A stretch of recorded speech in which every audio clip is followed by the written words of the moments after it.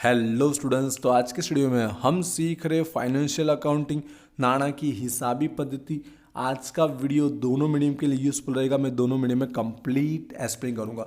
जो चैप्टर हम सीख रहे उसका नाम है vouchers, understanding of vouchers and transaction, वाउचरों અને વ્યવહારની समझ। आज हम इस चैप्टर का जो बेसिक कॉन्सेप्ट है कि वाउचर क्या होता है, कितने टाइप के वाउचर होते हैं, वाउचर से ट्रांजैक्शन कैसे पहचानना है और उसको एंट्री कहाँ पर, उसका रिकॉर्ड कहाँ पे होगा, वो सारा कंप्लीट हम प्रैक्टिकल समझ से समझेंगे। मतलब आज के वीडियो से चैप्टर कंप्लीट आपको आ जाने वाला है। जैसा एग्जाम में इस चैप्टर में से पूछा जाता है वैसा आज हम कंप्लीट समझने वाला है, इसलिए इस वीडियो को आज एंड तक जरूर देखिएगा। तो चलिए वीडियो को अभी स्टार्ट करते हैं। तो पहले समझते हैं कि वाउचर कहते किसे। वैसे हमारा 11th में ये टॉपिक कंप्लीट आ चुका है, बट हमारे इस बीकॉम के अंदर आपको वाउचर पहचानना भी सीखना है और उसकी एंट्री कहाँ होगी वो भी बताने के लिए एग्जाम में पूछा जाता है। तो वाउचर मतलब एक तरह का सिंपल अगर देखा जाए तो एक हमारा डॉक्यूमेंट्री एविडेंस बनता है, ठीक है, जो क्या दर्शाता है कि जो ट्रांजैक्शन हुआ है ना, वो ट्रांजैक्शन क्या हुआ है वो बताता है, कैश हुआ है कि क्रेडिट हुआ है, उस ट्रांजैक्शन के लिए एक एविडेंस का काम करता है। और इसी के बेस पर, वाउचर के बेस पर हम बुक में इसकी क्या करते हैं, एंट्री करते हैं, इसको रिकॉर्ड करते हैं। मतलब एक तरह का बेस माना जा सकता है अकाउंट्स के लिए। ये वाउचर एक बेस होता है, यहाँ से सब ट्रांजेक्शन स्टार्ट होते हैं, यहीं से वो आइडेंटिफाई होता है कि वो कहाँ पर जाएगा। इसके बेस पर जनरल एंट्री होती है, फिर वो अदर अकाउंट में जाता है। तो एक तरह का बेस माना जा सकता है। गुजराती में समझेंगे तो हिसाबी चौपड़े में जो व्यवहार हमने लिखे नोंधायल से उसको समर्थन देता है, उसको सपोर्ट देने के लिए एक तरह का दस्तावेजी पुरावा पूरा पड़ता है, एक तरह के पुरावा, एक आधार बनता है वाउचर। हमारे इस चैप्टर में कितने टाइप के जो वाउचर थे जो हमें समझने, जो एग्जाम में पूछे जाते, तो पहले हम नाम पढ़ लेते, फिर हम एक एक डिटेल में हम सम्स के थ्रू समझेंगे और पहचानेंगे। तो कैश मेमो, फिर होता है हमारा क्रेडिट मेमो, डेबिट नोट उधार चिट्ठी, क्रेडिट नोट जमा चिट्ठी, पे इन स्लिप और रिसिप्ट के जो हमको मिलते हैं वो, और जो एक्सपेंस के लिए होते हैं वो। तो कुछ इस तरह के हमारे वाउचर होते हैं। अब एक एक वाउचर को अब पहले समझेंगे उसका बेसिक कि कौन सा वाउचर क्या दर्शाता है, कौन सा ट्रांजेक्शन होता है, वो कैसे पता लगता है। फिर हम सम्स के थ्रू भी इसको और क्लियर अच्छे से करेंगे, ठीक है। तो चलिए, गुजराती इंग्लिश दोनों में लिखा, दोनों में मैं समझूंगा और बुक भी मैं दोनों यूज़ करने वाला हूँ। तो सबसे पहले समझते हैं कैश मेमो।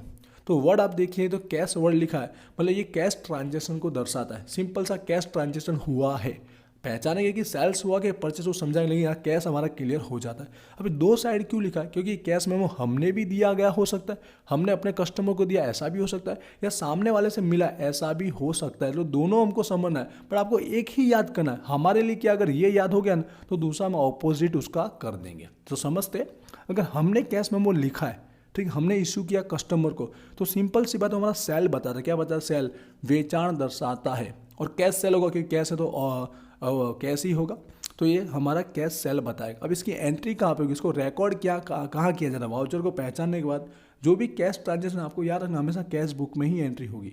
रोकड़ की कहाँ एंट्री होगी, रोकड़ मेल में। अब कौन सी साइड होगी, तो कैश बुक में आप जानते हैं एक डेबिट और क्रेडिट होता है। डेबिट को हम रिसिप्ट बोलते हैं और क्रेडिट साइड को हम क्या बोलते हैं, पेमेंट बोलते हैं, ठीक है, आवक और जावक। तो यहाँ पर हमारा पैसा आ रहा है, आपको पता, आए तो उधार, जाए तो जमा। तो सेल करने पर कैश आता है, इसलिए उधार साइड इसकी एंट्री होगी। उधार मतलब हमारा कौन सा साइड, रिसिप्ट साइड होगा। तो कैश बुक के रिसिप्ट साइड इसकी एंट्री होगी। डिटेल में हम समझेंगे, यहाँ ब्रीफ आप समझ पा रहे होंगे, ठीक है। और उसका ऑपोजिट कब समझना, तो सिंपल सी बात है, जब सामने वाले ने लिखा है, सामने वाले व्यापारी सप्लायर ने दिया है, ठीक है, तो सामने वाले का अगर कैश मेमो है तो हमारा कैश परचेस बनेगा। हमारे लिए क्या बनेगा, कैश परचेस, मतलब हमने कैश में गुड्स परचेस किया है, रोकड़ में माल खरीदा है, ये बताता है।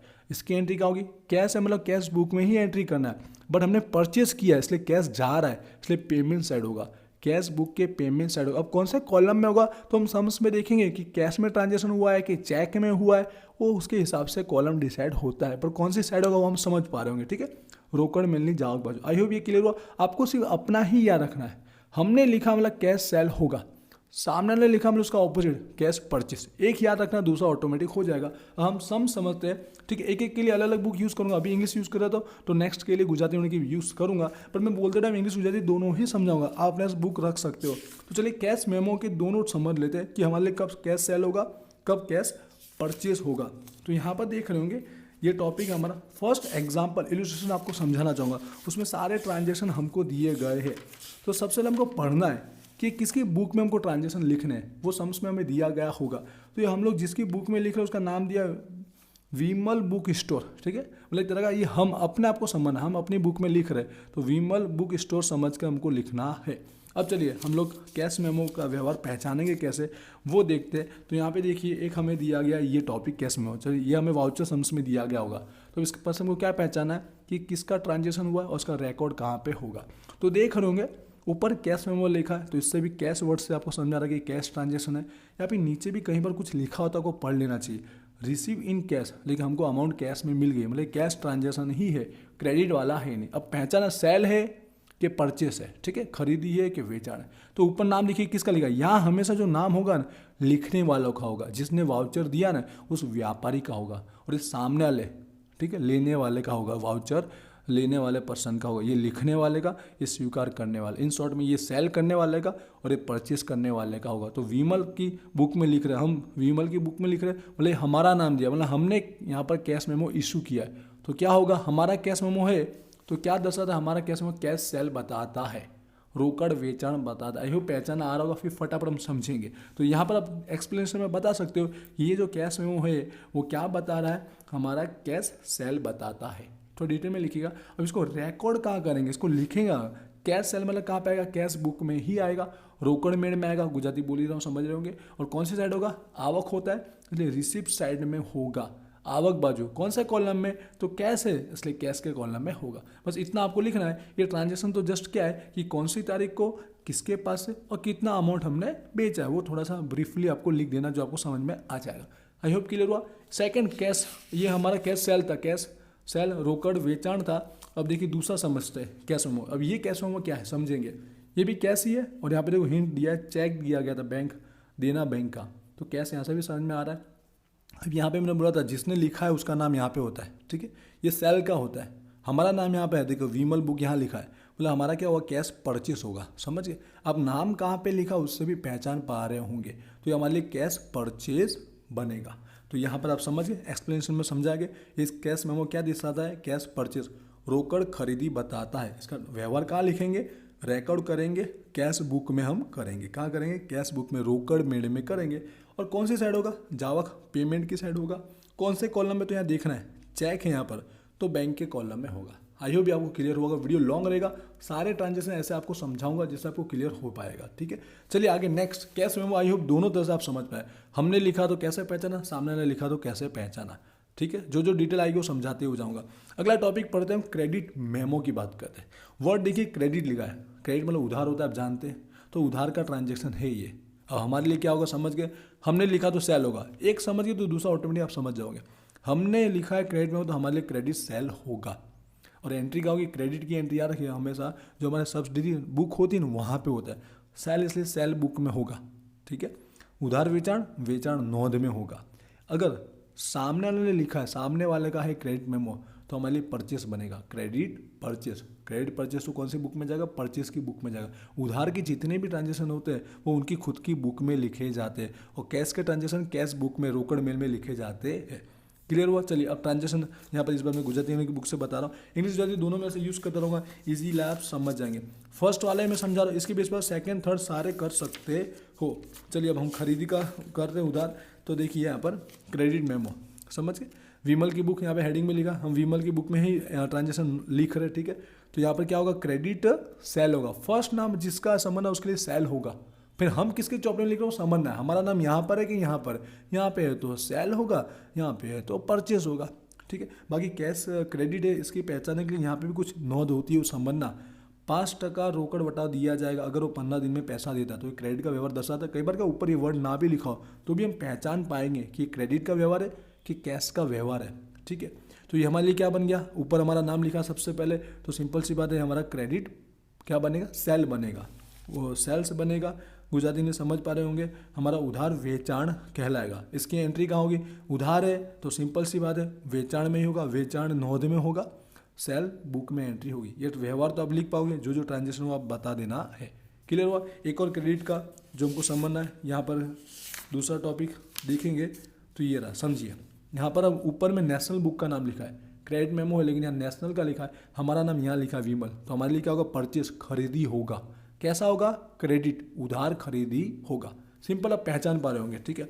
तो यहाँ पर आपको लिख देना है, समझ गए, अब तो बोलने की वैसे जरूरत नहीं है, या थोड़ा डिटेल में ज़्यादा लिखा, हम शॉर्टकट लिख देंगे कि हमारे लिए क्या है, उधार खरीदी बनेगा, क्रेडिट परचेस बनेगा, जो एंट्री खरीद नोंद परचेस बुक में होगी। आई होप क्रेडिट और कैश दोनों आपको समझ में आए होंगे, जो मेन इंपॉर्टेंट होते हैं। आगे बढ़ते हैं, सेकंड और जो वाउचर होते हैं वो समझते हैं। अब हमारे पास आ रहा है रिटर्न के टॉपिक, जो रिटर्न के ट्रांजेक्शन होते हैं वापस देने के, परत के, वो समझेंगे। डेबिट नोट और क्रेडिट नोट, उधार चिट्ठी और जमा चिट्ठी, ये दोनों रिटर्न की एंट्री होती है, रिटर्न परत के लिए होते हैं। डेबिट किससे जुड़ा है, डेबिट वर्ड से आप वाकिफ होंगे। परचेस क्या होता है, डेबिट होता है, और क्रेडिट क्या होता है, सेल होता है। तो ऑटोमेटिक समझ जाएंगे, अगर हमारा डेबिट नोट है, डेबिट नोट हमारा, उधार चिट्ठी हमारा, उधार क्या होता है गुजराती में, खरीदी उधार होता है, ठीक है। खरीदी की बाकी क्या होती है, उधार होती है। इस तरह से लिंक करके आप समझ पाएंगे, ठीक है। तो हमारा अगर है तो परचेज रिटर्न बनेगा, परचेज रिटर्न बनेगा। सामने वाले का है तो सेल्स रिटर्न बनेगा। एक ही याद रखना, दूसरा ऑटोमेटिक हो जाता है। अब परचेज रिटर्न की एंट्री का होगी, ये उधार के ही व्यवहार होते हैं, इसलिए परचेज रिटर्न की बुक में होगा। सेल्स रिटर्न है तो सेल्स रिटर्न की बुक में होगा। खरीद माल परत की नोंद में या वेचन माल की नोंद में होगा। आइए भी आपको समझ में आएगा। साथ में ये भी समझाता हूँ, फिर हम व्यवहार समझेंगे। क्रेडिट नोट, जमा चिट्ठी, क्रेडिट क्या बताता है, क्रेडिट किसकी होती है, बाकी सेल्स की बाकी क्रेडिट होती है। जमा क्या होता है, वेचाण होता है, तो ये वेचाण परत होगा, क्रेडिट रिटर्न, सेल्स रिटर्न होगा। हमने लिखा है तो सेल्स रिटर्न, सामने ने लिखा है तो परचेज रिटर्न, ठीक है, समझ गए। इसकी एंट्री क्या होगी, सेल्स रिटर्न बुक में होगी, परचेज रिटर्न बुक में होगी, समझ गए। थोड़ा स्पीड में लिया हो सकता है, बट आपको आ गया होगा इसके लिए। चलिए अब यहाँ पर बुक आगे पीछे समझा रहा हूँ, बट आपको क्लियर हो रहा होगा। देखिए कैसे पहचानना है। यहाँ पर हम लोग रिटर्न वाले वाउचर सीख रहे, तो यहाँ पर हमें दिया डेबिट नोट का ये वाउचर दिया है। आप देखिएगा यहाँ पर अगेन विमल की बुक में लिख रहे हैं, वही वाला व्यवहार सब समझ जाए फर्स्ट इल्यूस्ट्रेशन का। तो हेडिंग में विमल नाम लिखा, मतलब हमारा है, हमारा है मतलब डेबिट क्या होता है, परचेस होता है, तो ये परचेज रिटर्न ही होगा। लेकिन यहाँ पे नाम होता, यहाँ पे समझो टू करके यहाँ पे नाम होता, तो यहाँ के लिए सेल्स होता है, और यहाँ आता तो परचेस बन जाता है। सॉरी, डेबिट है मतलब यहाँ के लिए परचेस होगा, तो यहाँ के लिए सेल्स हो जाता है, सेल्स रिटर्न बन जाता। जिस तरह से मैं समझा रहा हूँ आपको क्लियर हो पा रहा होगा, ठीक है। इसके लिए सेम होगा, और यहाँ आते वो विरुद्ध, उल्टा ऑपोजिट हो जाता है, इतना आपको याद रख लेना है बस। तो ये डेबिट परचेज रिटर्न दर्शाता है, और हमारा ही नाम है तो हमारे लिए परचेज रिटर्न ही होगा। लेकिन हमारा नाम यहाँ होता तो सेल्स रिटर्न बन जाता। तो हमारा ये समझ गए, दोनों तरह से आपको समझा रहे एक साथ में, क्योंकि एक ही दिया गया इसके लिए व्यवहार। तो ये हमारे लिए परचेज रिटर्न होगा। आपने व्यवहार पहचाना तो बता दिए, क्रेडिट परचेज रिटर्न है, कौन सी बुक में एंट्री होगा, तो वही हमारा क्रेडिट परचेज रिटर्न है, इसलिए परचेज रिटर्न की बुक में इसकी एंट्री होगा, खरीद परत की नोंद में उसकी एंट्री होगी, और ट्रांजेक्शन तो आप इजीली उसको लिख पाएंगे। समझते हैं हम क्रेडिट नोट, जमा चिट्ठी, गुजराती वाले समझ पा रहे होंगे। क्रेडिट नोट लिखा है, नाम किसका है, विमल बुक का है, मतलब हमारा ही है, ठीक है। क्रेडिट मतलब क्या होता है, सेल होता है, नोट मतलब क्या होता है, रिटर्न होता है, तो सेल्स रिटर्न होगा, वेचाण परत का ये व्यवहार दिया गया है। बाकी अंदर से पढ़ोगे तो भी आपको क्लियर समझ में आएगा ही कि क्या लिखा गया है। अपना नाम यहाँ पर है मतलब वही उसका मीनिंग होता है, और यहाँ अपना नाम है तो उसका ऑपोजिट समझ लेना है। इन शॉर्ट इतना है। तो आपने पहचान लिया कि किसका वाउचर है, ये हमारा है क्रेडिट सेल का, रिटर्न का, ठीक है। क्रेडिट सेल रिटर्न, वेचाण परत का, उधार वेचाण परत का, तो कहाँ पे एंट्री होगी, उधार वाला है तो उसकी बुक में एंट्री होगी। सेल्स रिटर्न है इसलिए सेल्स रिटर्न की बुक में एंट्री होगी, वेचाण परत के चौपड़े में इसकी एंट्री होगी। क्लियर हो रहा होगा थोड़ा बहुत। आई होप आप बुक से और समझोगे तो इजीली आपको समझ में आएगा। आगे बढ़ते और जो रह गए समझिएगा कि एग्जाम में उसमें से भी पूछा जाता है। बैंक के जो व्यवहार होते हैं, बैंक में आप लोग भी गए होंगे, कॉमर्स के स्टूडेंट्स बैंक के साथ व्यवहार आप लोग इजीली जानते ही है। जब हम बैंक में पैसा भरने जाते हैं, ठीक है, एक्चुअली हम भर रहे होते, बैंक को पेड कर रहे तो एक स्लिप लेते हैं, उसको बोलते हैं पे इन स्लिप, गुजराती में भरना चिट्ठी भी बोलते हैं, जिसको तो हमारे अपने बैंक में पैसा डिपॉजिट करते हैं, जमा करते हैं, एक तरह का बैंक को पेड करते हैं, तो ये पे इन स्लिप लिखी जाती है। जब भी कोई अपना बिजनेस स्टार्ट करता है तो अपने बिजनेस के नाम का एक करंट अकाउंट खोलता है, तो उस समय वो अमाउंट डिपॉजिट करता है। मोस्ट ऑफ इसके अंदर वही व्यवहार दिया गया होता है। इसकी एंट्री कहाँ होती है, तो कैश बुक में ही इसकी एंट्री, बस याद रखना दोनों साइड होती है, क्योंकि ये बैंक में पैसा भरा है तो दोनों कॉलम में जाता है। कॉन्ट्रा एंट्री तो कैश कॉलम में भी होता है और बैंक के कॉलम में भी होता है। किसके उधार साइड, किसके जमा साइड, तो क्या बैंक में पैसा आ रहा है तो बैंक कॉलम में रिसिप्ट साइड, उधार साइड होगा, और जमा साइड कैश के कॉलम में होगा, ठीक है। जमा खर्ची व्यवहार होता है इसलिए दोनों बाजू इसकी एंट्री होगी। आई होप क्लियर हुआ। चलिए ट्रांजेक्शन पहचानते हैं। यहाँ पर पेन स्लिप का कैसा दिया गया होता है, तो आप लोग ने जैसे मैंने बोला, आपने स्लिप भर के पैसा तो जमा किया गया होगा, तो आपको पता है पूरी स्लिप होती है, लेकिन उसमें से जो मेन स्लिप होती है जिसमें सारी डिटेल होती है वो अपने पास कैशियर रख लेता है और आधा भाग हमको देता है जिसमें उसका सिक्का मारा हुआ होता है। तो कुछ ऐसा हमको दिया गया होता है वाउचर, जिसमें वही अकाउंट का नंबर भी होता है, नाम भी होता है और अमाउंट भी होती है, दोनों में होती है, डिजिट में भी होती है और यहाँ पर अंकों में भी होती है। ठीक है, क्लियर हुआ। तो इस पर से पहचान पाएंगे ये पेन स्लिप है, जिससे हम पता भी लग पाएंगे कि हमारा नाम मोस्ट ऑफ लिखा होता है। देखो विमल बुक स्टोर लिखा है, मतलब हमने अपने अकाउंट में इतना पैसा डिपॉजिट किया या बैंक को पैसा दिया। तो ये वाउचर क्या दर्शाता है, पेन स्लिप से हमने क्या किया, अपने विमल बुक के स्टोर के बैंक में पैसा जमा किया, डिपॉजिट किया है। इसकी एंट्री कहाँ पे होगी, ये जमा खर्ची व्यवहार है। जैसे मैंने कहा कॉन्ट्रा है तो रोकड़ में कैश बुक में होगा, दोनों साइड होगा। ठीक है, आवक बाजू रिसिप्ट साइड बैंक के कॉलम में होगा और जावक बाजू पेमेंट साइड कैश के कॉलम में होगा। इतना जानते होंगे। तो ये pen slip I hope clear हुआ। अगला नेक्स्ट टॉपिक जो पूछा जाता है वो आता है हमारे जो रिसिप्ट होती है, रसीद। ठीक है, जब भी हम कोई पैसा भरते हैं या पैसा हमको कहीं मिलता है तो एक रसीद दी जाती है। तो समझना, जैसे कि आप अगर किसी को समझो एक ट्यूशन फीस अगर हम भरते तो वो क्लासेस पर से कहीं से हमको रिसिप्ट मिलती है, तो एक तरह से उसको पैसा मिला और हमको रिसिप्ट मिली तो हमने पैसा चुकाया। शॉर्टकट में समझिएगा, अगर हमने रसीद लिख के दी है तो हमको कैश या चेक से पैसा मिला है, ये बताता है। अगर अदर साइड सामने वाले ने हमको रसीद दी है तो हमने पैसा चुकाया है, पेड किया है। एंट्री क्या होगी, कैश बुक में ही एंट्री होगी। मिला है तो रिसिप्ट साइड होगा और पेड किया तो पेमेंट साइड होगा। क्लियर हुआ।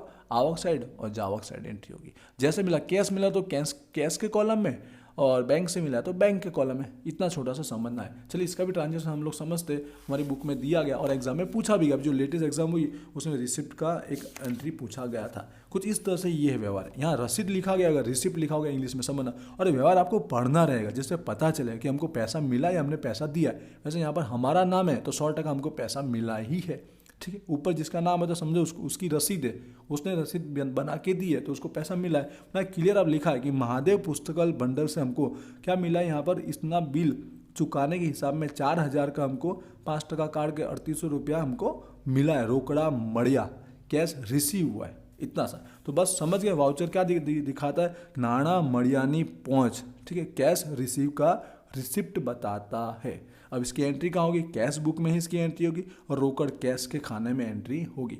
रोकड़ मिल के आवक बाजू रोकड़ के खाने में होगी। आई होप ये आपको समझ में आया होगा। वहीं पे खर्चे का भी होता है। खर्चे का कैसा होता है तो यहाँ पर देखेंगे। ठीक है, खर्चे का ऐसा होता है, अगेन देख लेंगे तो यहाँ पर नाम लिखा है, मतलब हमारा नाम लिखा है, मतलब हमने खर्चा किया होगा। कैसे, यहाँ पर देखिए, हमने कोई भी खर्चा चुकाया हो सकता है, हमारे कंपनी का या कोई अदर। यहाँ पगार हमने चुकाया, सैलरी चुकाई है।